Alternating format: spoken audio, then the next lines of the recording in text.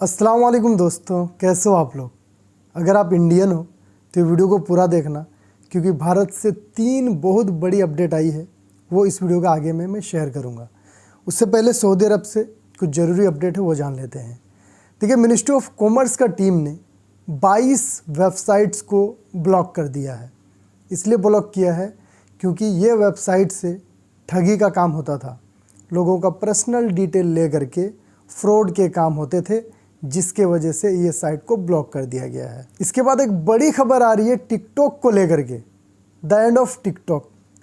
Saudi Arab भी अब TikTok को हटाने का प्लान कर रही है। देखिए, सऊदी अरब की जो मीडिया कमीशन कमेटी है, उनके तरफ से एक बयान दिया गया है कि सऊदी अरब के अंदर में ब्रॉडकास्ट पे अगर कोई भी कंपनी का कंट्रोल नहीं है, वैसे प्लेटफॉर्म को वो अलाउ नहीं करेंगे सऊदी अरब में। और ख़ास करके ये चीज़ टिकटॉक के लिए कहा गया है।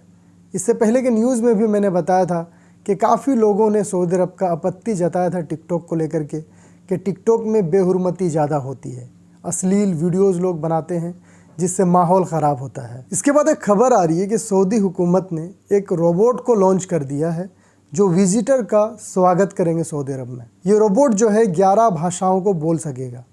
8 घंटा चार्ज करने पे 8 घंटा तक इसका बैटरी बैकअप रहेगा।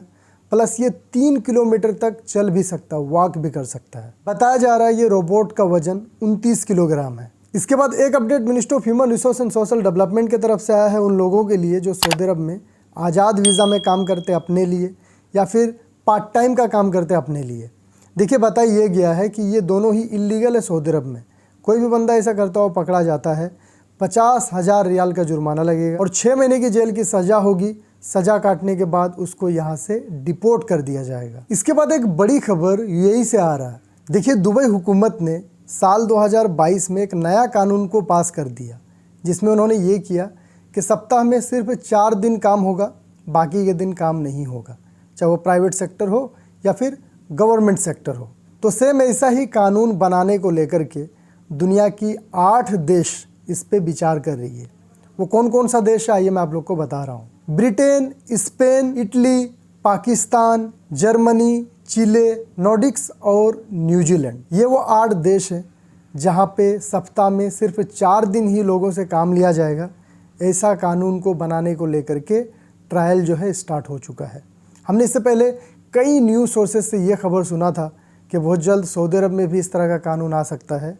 हालांकि इस रिपोर्ट में, खालिज टाइम का जो रिपोर्ट था, इसमें सऊदी अरब को लेकर के कोई जिक्र नहीं किया गया है। इसके बाद दूसरी खबर ये है, दुबई हुकूमत ने रमज़ान को लेकर के जितने भी नॉन मुस्लिम दुबई में रहते हैं उनके लिए एक एडवाइजरी जारी किया है कि रमज़ान में आपको ये चीज़ नहीं करना है। दुबई हुकूमत ने ये एडवाइजरी जारी करके लोगों को अवेयर कर दिया है। हालांकि ये सेम चीज़ जितना भी अरब देश है वहाँ पे लागू होता है। ये जो रूल मैं बता रहा हूँ, चाहे आप अरब का कोई भी देश में हो, वहाँ पे आपको फॉलो करना है अगर आप नॉन मुस्लिम हो। देखिए, इतना तो आप लोगों को पता ही होगा कि रमज़ान में मुस्लिम लोग फास्टिंग करते हैं, वो लोग भूखे रहते हैं, वो लोग कुछ खाते नहीं हैं। तो सबसे पहला चीज़, आपको इस चीज़ का रेस्पेक्ट करना पड़ेगा। आपको उनका इंसल्ट नहीं करना है। उनको दिखा करके आप कोई चीज़ पी नहीं सकते, खा नहीं सकते, आप उनके सामने स्मोकिंग नहीं कर सकते, या फिर अगर आप पब्लिक प्लेस में हैं च्युइंगम वगैरह चबाना, ये सब चीज़ आप नहीं कर सकते। जब तक वो रोजे के हालत में है तब तक आपको नहीं करना ये सारा चीज़। जब इफ्तार किया जाता है शाम के समय, आप कर सकते हो, उस समय कोई दिक्कत नहीं है। इसके अलावा नॉन मुस्लिम से ये भी बोला गया है कि आप गुस्सा या फिर एग्रेशन को आप नहीं दिखा सकते। लाउड म्यूजिक बजाना, डांस करना, खराब कपड़ा पहनना या फिर गाली गलौज करना, ये सबसे बचने को कहा गया है। इसके अलावा ये भी कहा गया है कि अगर आपका कोई मुस्लिम दोस्त इफ्तार के लिए आपको इन्वाइट करता है तो उसको आप स्वीकार करिए और एक दूसरे के साथ में अच्छे से रहिए। इसके अलावा दुबई हुकूमत ने यह भी कहा है कि दुबई के अंदर बहुत सारे शॉपिंग मॉल्स, रेस्टोरेंट्स खुले रहेंगे नॉन मुस्लिम लोगों को सर्व करने के लिए। अब बात करते हैं भारत से जो अपडेट है उसकी। पहला अपडेट केंद्र सरकार की तरफ से आया है पासपोर्ट को लेकर के।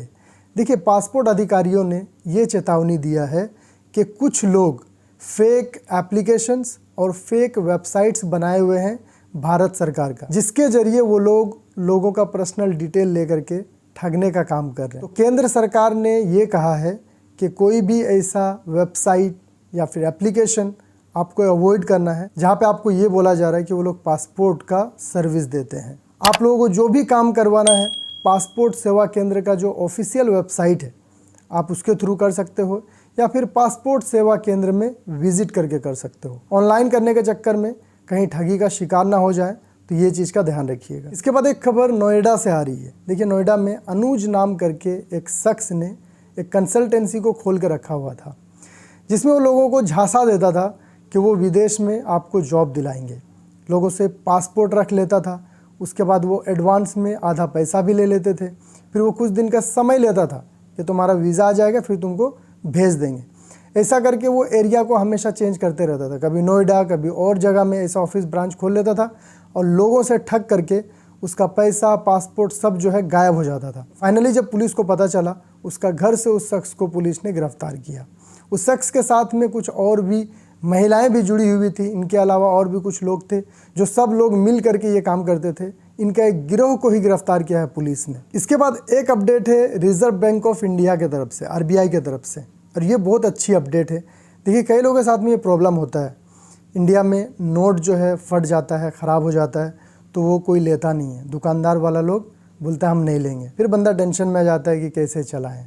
तो ये टेंशन को ख़त्म कर दिया RBI ने। अगर आपका नोट कहीं पे भी नहीं चल रहा, अनफिट है आपका नोट, तो फिर आप उस नोट को बैंक में जा कर के जमा कर सकते हो।